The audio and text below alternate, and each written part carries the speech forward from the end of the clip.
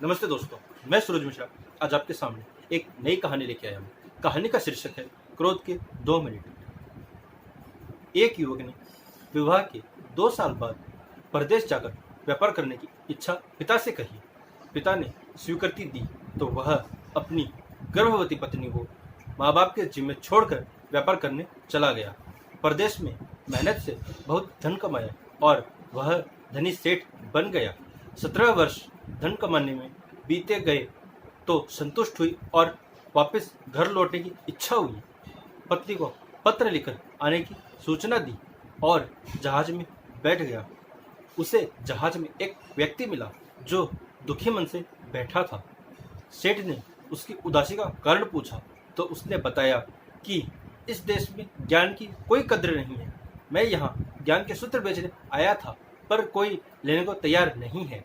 सेठ ने सोचा, इस देश में मैंने बहुत धन कमाया है और यह मेरी कर्म भूमि है, इसका मान रखना चाहिए। उसने ज्ञान के सूत्र खरीदने की इच्छा जताई। उस व्यक्ति ने कहा, मेरे हर ज्ञान सूत्र की कीमत 500 स्वर्ण मुद्राएं हैं।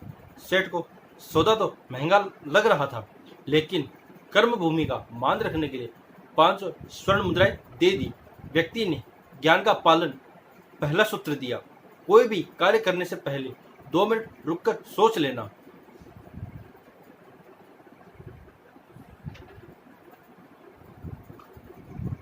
सेठ ने सूत्र अपनी किताब में लिख लिया।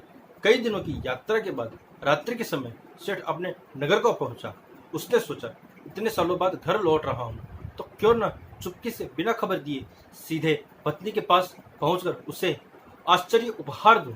घर के द्वारपालों को मौन रहने का इशारा करके सीधे अपनी पत्नी के कक्ष में गया तो वहां का नजारा देखकर उसके पांव के नीचे की जमीन खिसक गई। पलंग पर उसकी पत्नी के साथ एक युवक सोया हुआ था। अत्यंत क्रोध में सोचने लगा कि मैं परदेश में भी इसकी चिंता करता रहा और ये यहाँ अन्य पुरुष के साथ दोनों को जिंदा नहीं छोड़ूंगा। क्रोध में तलवार निकाल ली, वार करने ही जा रहा था कि इतने में उसे 500 स्वर्ण मुद्राओं से प्राप्त ज्ञान सूत्र याद आ गया।